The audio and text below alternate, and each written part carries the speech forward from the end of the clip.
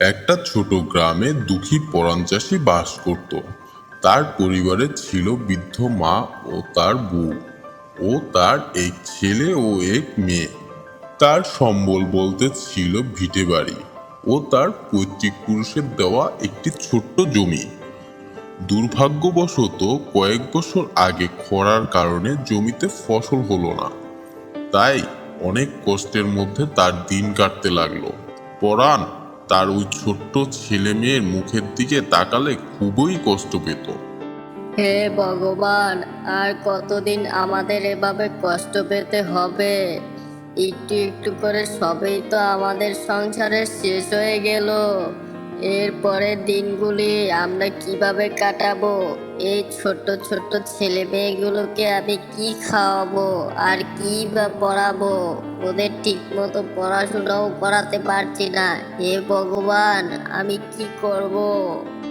তুমি এত কষ্ট পেও না গো, দেখবে সব ঠিক হয়ে যাবে। কেউ না থাকুক, ভগবান তো আমাদের পাশে রয়েছে। সারা জীবন তুমি এত সৎ পথে চলেছ, এত কঠিন পরিশ্রম করেছো, তা তোমার সব কিছুরই ফল তুমি পাবে। তুমি এত ভেঙে পড়ো না, দেখো একদিন সব ঠিক হয়ে যাবে। বাড়িতে কেউ আছো? আমাকে একটু সাহায্য করো না গো, আমি যে বড়ই ক্ষুধার্ত। আমার কথা কি কেউ শুনতে পাচ্ছো?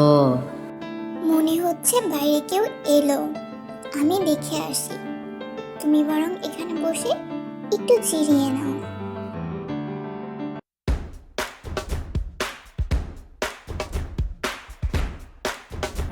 কে তুমি সাধু বাবা? আমি রাস্তায় রাস্তায় ঘুরে বেড়াই। আমার কোনো বাড়ি ঘর নাই, নাই কোনো ঠিক ঠিকানা আমার। কিন্তু আজ কয়েকদিন হলো আমি কিছুই খেতে পাইনি, আমার খাবার জোটেনি। আমি বড়ই ক্ষুধার্ত রে মা, আমাকে দুটো খেতে দিতে পারবি?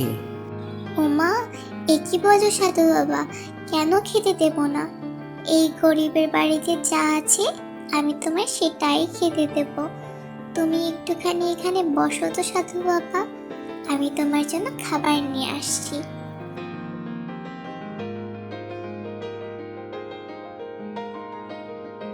কি হয়েছে বউ, বাইরে কে এসেছে? জানো তো, একজন সাধু বাবা এসেছে। সে খুব ক্ষুধার্ত, বলছে সে নাকি বেশ কিছুদিন কিছুই খায়নি। তাই আমি ওনাকে বসিয়ে দিয়ে এসেছি কিছু খাবার দেবার জন্য। হাহ, এ কি বলছো বউ?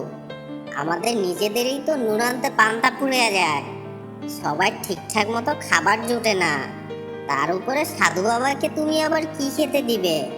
ও নিয়ে তুমি ভেবো না, আমি একদিন যদি না খাই তাহলে কিচ্ছুটি হবে না। তুমি বরং বসো, আমি সাধু বাবাকে খেতে দিয়ে তারপর তোমাকে এসে খেতে দিচ্ছি।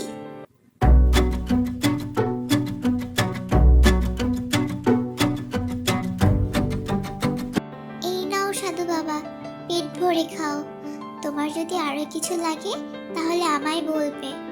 গরিবের বাড়িতে যেটুকু ছিল আমি তোমাকে সেটুকুই দিলাম, এখন তুমি খেয়ে নাও এটা। তখন সাধু বাবা তৃপ্তি সহকারে খাবার খেতে লাগলো। খাবার খাওয়া শেষ হওয়ার পরে সাধু বাবা বলতে লাগলো,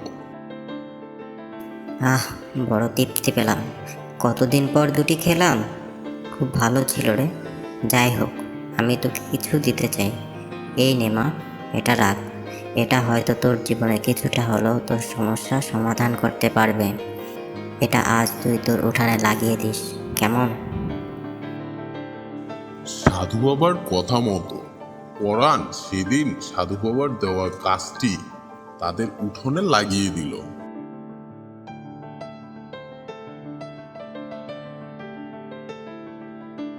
কিন্তু অবাক ব্যাপার, পরের দিন সকালে উঠে দেখলো সেই গাছটা অনেক বড় হয়ে গেছে, অনেক ফল ধরে আছে। এই দেখে তারা তো সবাই অনেক খুশি হয়ে গেল। তারপর থেকে পরাণ প্রতিদিন ওই গাছের ফল পেড়ে বিক্রি করতে নিয়ে যায়।